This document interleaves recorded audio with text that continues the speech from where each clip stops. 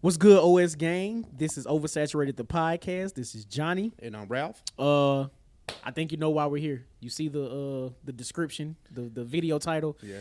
Guardians of the Galaxy Volume 3, baby. Yes, sir. We're here to review that. Y'all know how we give it up.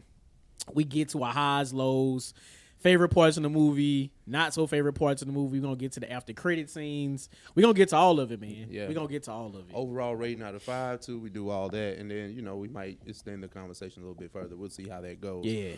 But Johnny, My guy. May 5th, 2023. The Guardians return to the silver screen. This is true. What did you have for that? To be completely honest, I went into this movie. I went to view this movie with zero expectations. Yeah. We've seen the Guardians in at least 4 movies, two on their own. Infinity War, Endgame, well 5 because they were in Thor: Love and Thunder as well, Were right? they in Ragnarok too? They weren't in Ragnarok. Oh, okay. Yeah, not Ragnarok. Okay. So because of Guardians Volume 2, which I really did not like, I didn't really care for that movie.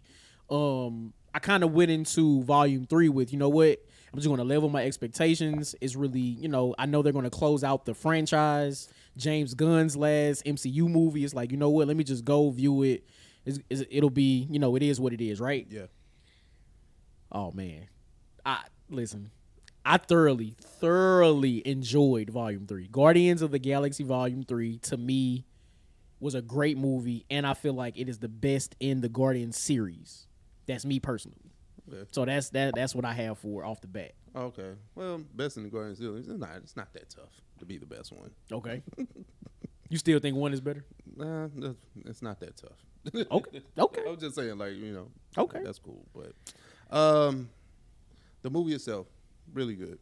Like I said, I had no expectations. Like, we're going off of a Phase 4 duds, Phase 5 duds. Yeah.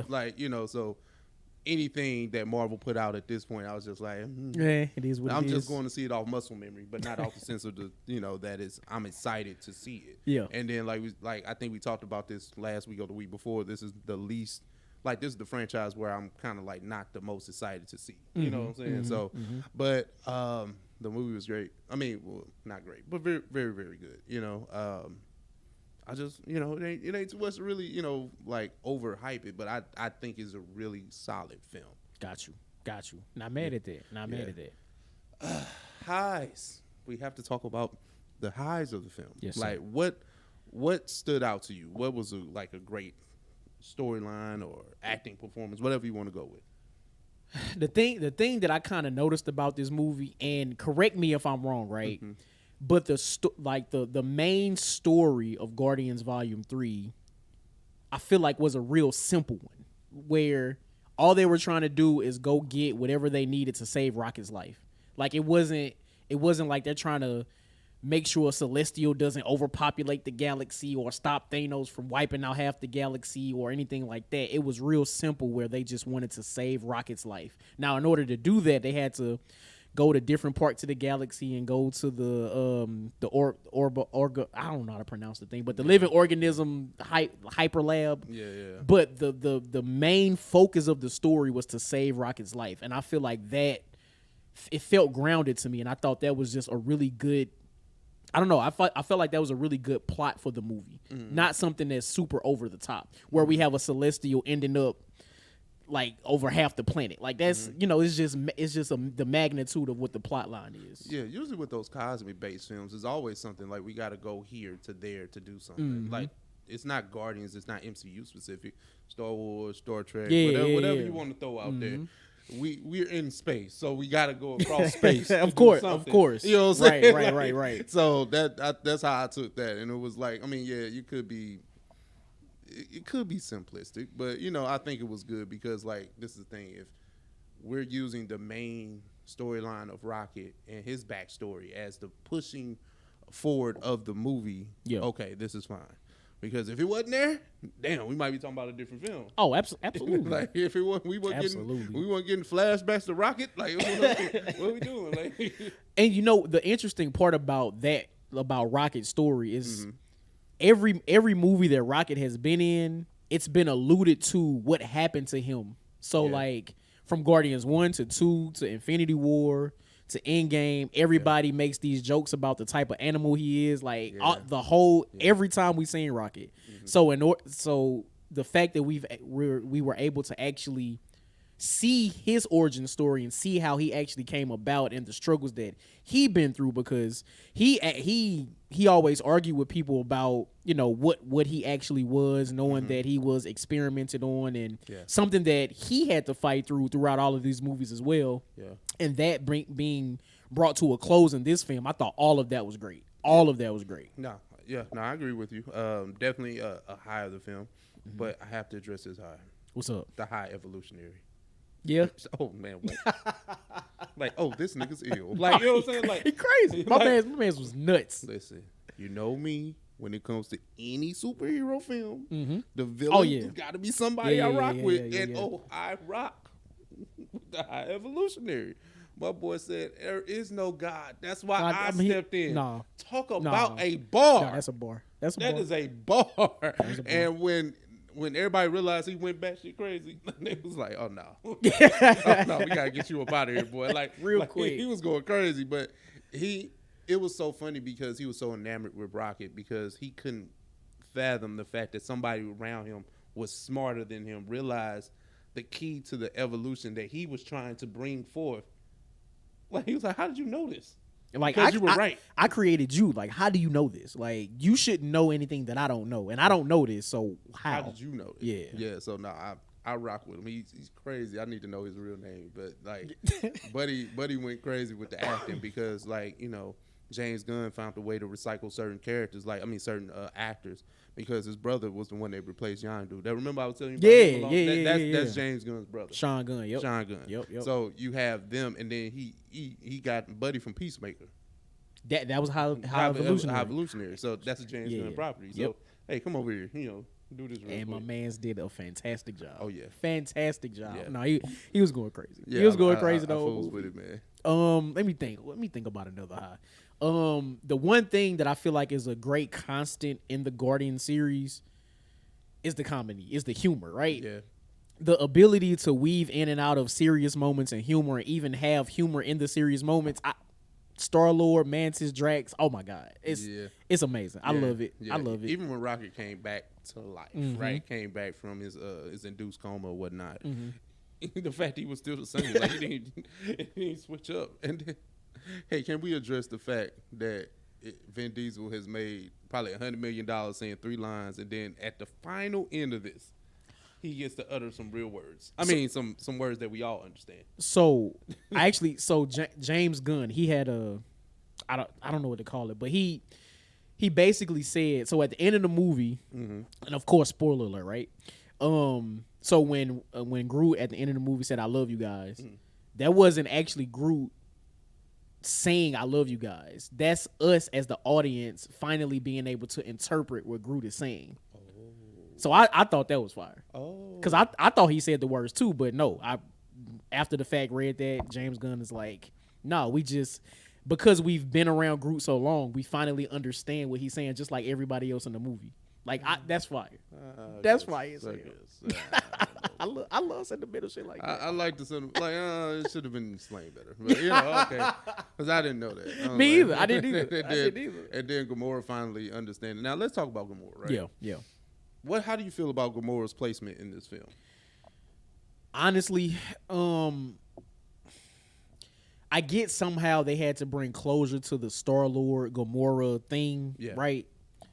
But personally, I feel like she could have been somehow left out of this movie. Like, this is the version of Gamora that came back from like 2014 in Endgame. She didn't get dusted, which they made a good point. Like, everybody from that 2014 timeline when Tony Stark did the snap, they all went away except for her, which is kind of weird. Like, I thought that was weird, but whatever. I feel like she could have been left out. I feel like her storyline didn't really push the envelope or push anything further in this movie. I disagree. Like, I'm not saying that she didn't have to be in the film, but the fact that she was, it helped push Star-Lord to a place of closure. Because he needed that. You see, he went home. You know what I'm saying? I think all of that pushed him to go back home. Gotcha. I think everything. Okay. The team, Gamora, like all. It's like, all right, you know what? Maybe I need to kind of get something for me. So let me go. I've been on the run since I was 8. You know what I'm saying? Right, So right, okay. That's how I interpreted that. But just throughout the film, Gamora just being the first version of Gamora that we met. So it was like, man, it's okay. Like I didn't take too much from it or with it, but just kind of thinking about how the film ended. Okay, now I can see why she was here. Yeah. You know what I'm saying? And the interesting part about that is when we first met Gamora, it was in Guardians 1 where I think like they had all got captured together or something like that. Yeah. So we didn't get to see the full extent of her badassness, I guess I would say. You don't think so? Not to the full extent that we saw in this movie. Like where she going to like kill people to say, you know, I'm gonna kill him if you don't let us go, like stuff like that. I feel like we didn't see that far. I feel like it's been a while since we've seen it, but it's like she did whatever Thanos told her, but it was just almost like, I'm still a mercenary. I still do this. You know what I'm saying? I mean, Nebula was the worst part of that. Absolutely. But I feel like we saw that side of Nebula, but I feel like we didn't see much of that side of Gamora. Okay. Well, no. I feel like she always had that. Yeah. I feel like she was always with the shit. It's like but I haven't seen the first film in a very, very long time. Same. For me to have that stance. But like you said, the comedy, James Gunn with how he shoots films, it's very grotesque. Like he's gonna find like some gross shit. Like he's gonna make it yucky. But that's not a low, but it's just like that's just how he views things. He's gonna make it very gross. Where it feels like it almost could have been rated R at some points. You know, I can feel that. Like it was on that fringe of PG-13 rated R. Like, but I probably would have preferred a rated R film. That's me though. For Guardians? Oh, absolutely. Interesting. Good man, cut some niggas off. That's an interesting point there. Now they did peel a face off in the no facts, and on top of that, this is the first time I feel like in MCU history that we actually heard the F-bomb being dropped. See, so yes, was it rated R? It wasn't. It wasn't, but it was strong. I mean, it was strong PG-13. Strong PG-13. I was like, we could have went to the R side. Nah, that shit was crazy. But I mean, it's a lot of highs in the film though. Like, I'm trying to think what else. Like the heist aspect, Star-Lord still being kind of like gung-ho when it comes to how he approaches situations. Like, no, it's a face-off. Like, no, it's not. Like, but I mean, the action. Yes, the action, the hallway scene. Let me tell you something. Marvel, MCU, they're all of Marvel's live action shows and movies, right? They have a thing for hallway fight scenes. All different directors, don't matter. If they in the hallway and they fighting, it's gonna be fire. This was an exceptionally fire hallway fight scene. I'm talking. We got all the Guardians fighting all of the what was like Hellspawn, Hellfire, or something like that. I'm talking about going crazy. Everybody is like teaming up and teamworking and cutting and shooting. It was great. It was great. I like the back-to-back shooting with Groot and Star-Lord. Yeah. That was top tier. Groot with like 10 guns. We got to talk about the new addition to the film, a new character that's probably going to push the cosmic part of this forward. Adam Warlock was introduced. Yes. What do you take away from that? So honestly, this is getting into my lows. Okay. Well, let's go that way then. So, okay, Adam Warlock, right? He was teased in a after credit scene in Volume 2. Yep. This is the first time we're seeing him in Volume 3. The character itself was okay, but the way he was introduced, where he just came out of nowhere, flying in nowhere, I thought that was weird. Like there was no big grandoso thing, because they kind of made it seem like Adam Warlock would be like the villain at the end of Volume 2. Yeah. That was weird to me. Him being basically a big ass baby, I did not like that. Just his whole character arc to me was it was real condescending. I feel like, and I didn't like that. Like, what's so weird? Like, your take on Gamora could actually be for Adam Warlock, because he didn't have to be here.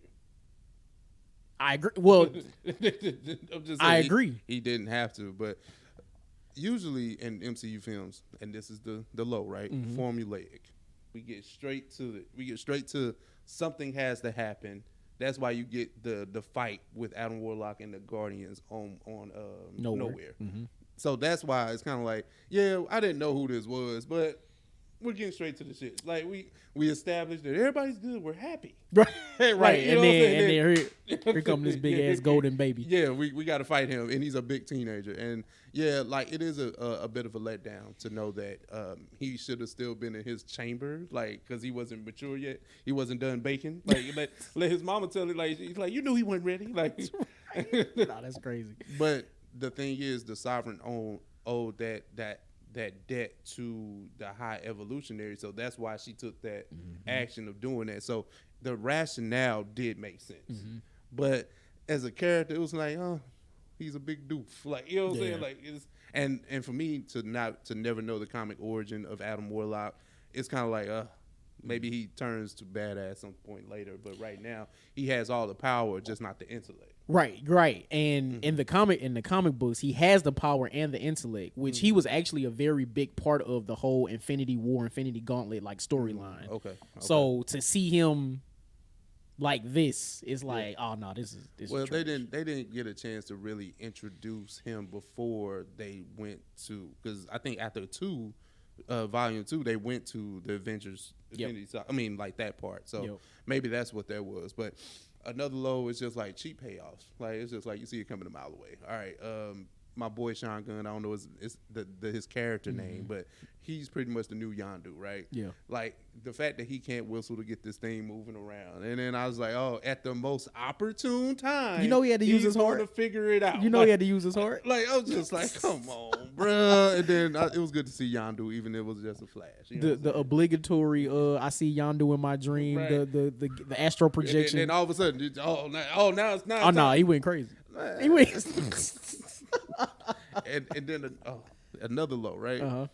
How many times Peter Quill go freeze in space and somebody got to fly out there to get him? Hey man, look, he had to go back for the zoom. It happens so like, bro. I think anytime he's out there, he gets frozen. But see, this is the thing. He knows that he can survive, and he knows somebody gonna get him. So it's like, why not take the chance? Why not?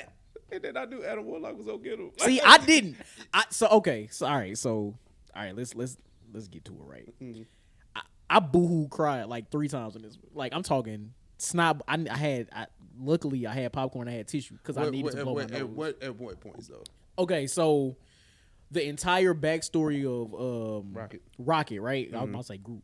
The entire backstory of Rocket. So throughout the movie, we see him go from a baby raccoon to being having surgery to growing up to actually talking to having his friends, his love interest in Lila. And it gets to the point now where Rocket, he's able to create a key to get all of them out, right? Yeah. No, High Evolutionary came, all his friends and his lady get shot. Yeah. Then in that moment, because I see the emotion and it got me. It got me. And then it was a part where I thought Rocket died. When Peter was screaming over the body. Yes. Yeah, that was a lot of emotion. Then that was a lot of emotion. And then I was like, I thought Peter was about to die in space. I was I was with you on the first 2. Like I didn't cry, but you know me, I don't cry shame. But listen, I'm talking. It was bad. This the thing though, right? Like with Peter going out there, I was like, okay. We already had the redemption story of Adam Warlock. He's like, why did you save me? He was like, everybody deserves a second chance. I was like, I know what that means. Like, and then my boy out there floating, and then Groot do the arm. And his shit get froze. And his shit froze. I'm like, hey, come on. But see, in the moment, because I'm already emotionally like drained, right? I'm like, oh no, Groot can't reach him. No, I was like, yeah, I know. I was like, nah, I ain't fall for that. No, that shit magic. played. I was like, that nah. shit. And then Adam Warlock comes with the Michelangelo finger, like the. I was like, what kind of symbolism shit is this? Like, I was like, get the fuck out of here. That shit was great. But I knew. I was like, okay, when does Adam Warlock fly out there to get him? Like, cause he's the only one that can fly. All right, cool. Bro, that shit was fire. But no, that shit was fire. I'm just saying the formula never fails. Like it never fails. That's pretty much the law. The formula doesn't fail, but sometimes it should be it.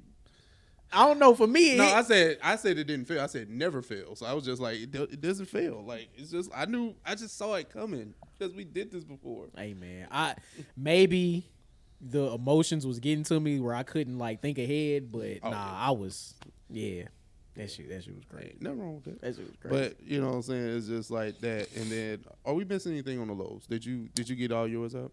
Yeah, my biggest one honestly was the Adam Warlock thing. I mean, I feel like we could have done with or without Gamora. But I mean, I can see how she helped Peter get closure in his whole arc, like both with his love interest for her, but then also going back to Missouri and going to see his grandfather and stuff like that. So, because that's his first time back on Earth Since he was 8. Yeah, like that's crazy. So, what do you think about the team breaking up? I think it was necessary. So like even outside of Peter, right? Each of the individual people in the Guardians, they had their own thing that they had been wrestling with for forever, right? Yeah.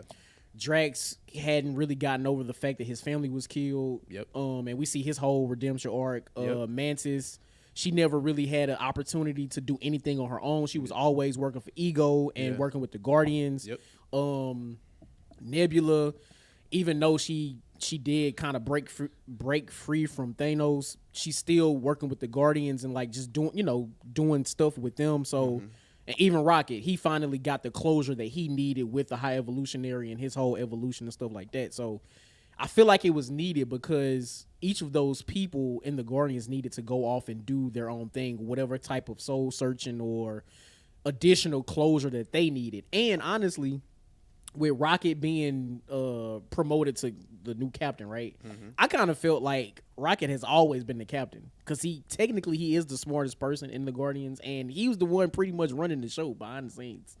Like he's the Tony Stark of the Guardians, real talk. So I don't know. I think it was good. I think the way that the Guardians story closed, I thought was a good one. Everybody going off and doing their own things. I thought it was great. Do you feel cheated that no one died? No. Okay. No. Okay. Because no, I'm just saying the trailer sells you a dream, and everyone survived. Yes. Listen, and you know what? Because the trailer did sell me a dream, maybe that's why I was overly emotional. Because at every turn I was like, "Oh shit, somebody gonna die. He gonna die." Did Rocket really die? Is Star-Lord gonna die? But then at the end it said Star-Lord will return. So yeah, clearly he ain't dead. Right. So no, I mean, I share your sentiments with those two questions. So let's get to these after credit scenes. Yes, sir. After credit scene, first one. You see the new version of the Guardians team. You see Rocket playing with the Zoom. Yes. Throwback. I love the Zoom. Zoom was better than iPod, but I'm off that. I never had a Zoom, so I can't speak on it. Yeah. But no, he played, they sitting there like pretty much bonding as a team because you see new characters that you haven't seen before outside of Groot.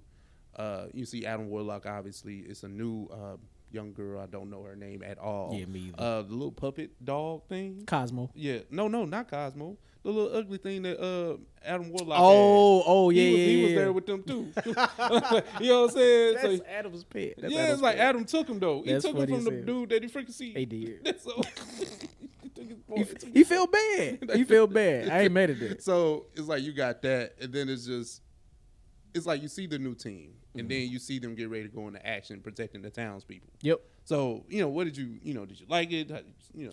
I thought it was good.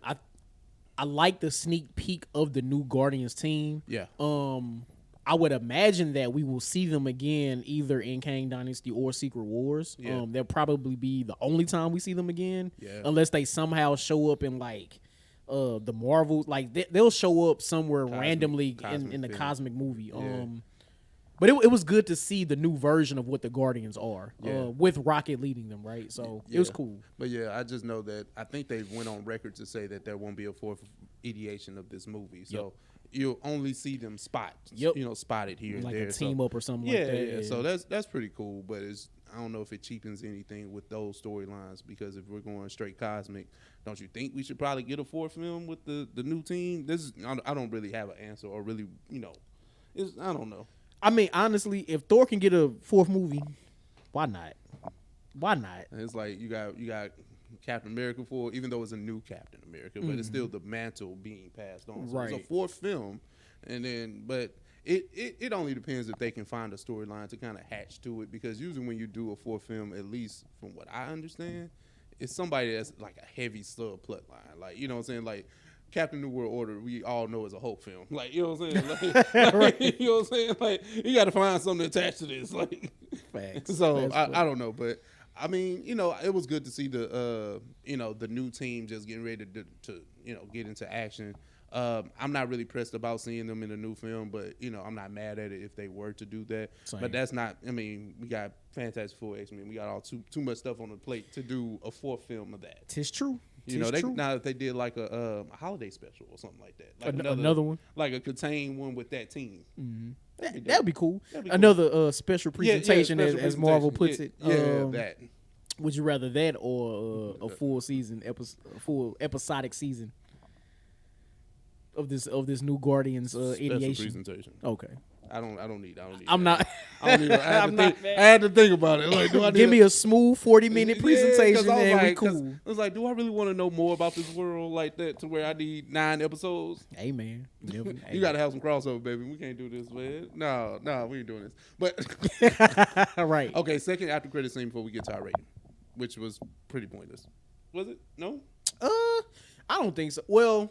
You know, I guess after credit scene, like I felt like maybe they should have did the first one, like I mean the second one first and then the second one last. The first one last. So the only reason why I say it probably will serve some purpose in the future is because it says Star-Lord will return, right? So whenever he does return, let's just say, and this is, you know, Kang Dynasty or Secret Wars, they're gonna pick him up right from where he at with his grandfather. That's what I'm thinking, because that's how the MCU typically does, right? Yeah.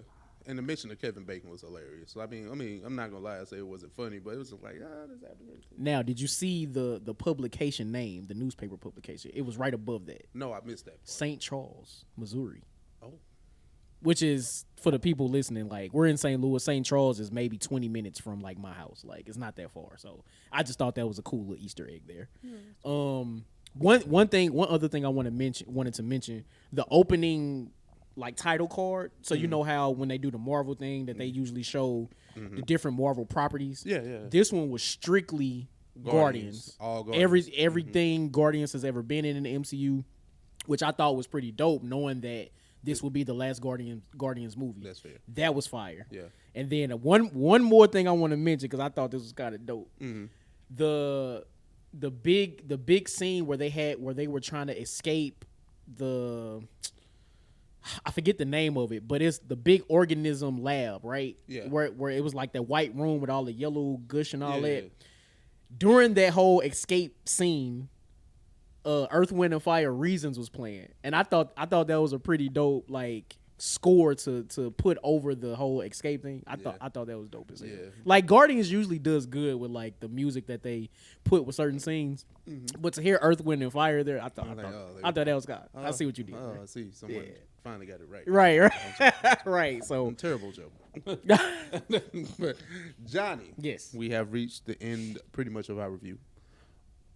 Rate time. Out of 5, what are you going with for the Guardians of the Galaxy Volume 3? So I actually put some thought into this, like, because I saw this opening day. Yeah.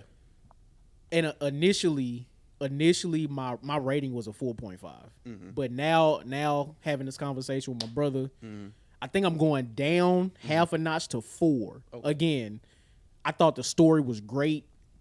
The emotions that this movie evoked, I thought was great. But it's not a perfect movie, and there are definitely some downsides to this, including one of the major characters in Marvel, being Adam Warlock, and how they treated him in this film. Could have done better, my boy. Could have done better. So I'm going 4. I'm going 3.5. Okay. Kind of the reasons that you stated. A very good film, very fun film. I think the rewatch factor is through the roof. Now, granted, I seen this, yesterday, a day after Johnny seen it, but I've had a day to kind of sit with my thoughts and then just, kind of going over the ins and outs with my brother. It's just, I think 3.5 is a good, fair rating. I think that you should definitely watch this if you're into MCU lore. Absolutely. It's a good space film. It's a good cosmic, element to it. The action, the comedy is there. Like, it's just that, maybe, sometimes when you watch movies, you get jaded by certain things that you just see coming, especially when it comes to MCU. You see it coming. So it's like that's just me. And I was like, I only seen it one time and I'm just nitpicking this part. Like, you know what I'm saying? And then maybe if I watch it again, I won't care. You know what I'm saying? Like, right. But if you watch it again, because like, be honest, well, shit, I can't even say that. I was about to say as good as these movies have been recently, but nope. I'm not. Okay, I'll say this. If it was on Disney Plus right now, if I had nothing else to watch, okay, I'll turn it on. Okay. But compared to its predecessors, and I'm not talking about Guardian of the Galaxy films, I'm talking about MCU films. MCU, okay. This one will get played first. Okay. Compared to Ant-Man, compared to who else was out here? Wakanda Forever? Yeah. I can't watch that. That's a sad fest. Look. I can't watch that anymore. Like, what else came out before Wakanda Forever? Shit, only Eternals, Black Widow. Or you mean like right before? No, right before. Oh, right shit, before. I don't remember. See, look. No, Multiverse of Madness. See, look, I'm just saying. Oh, let me ask you this though. Okay, with this being the third movie in the trilogy, right? Yeah.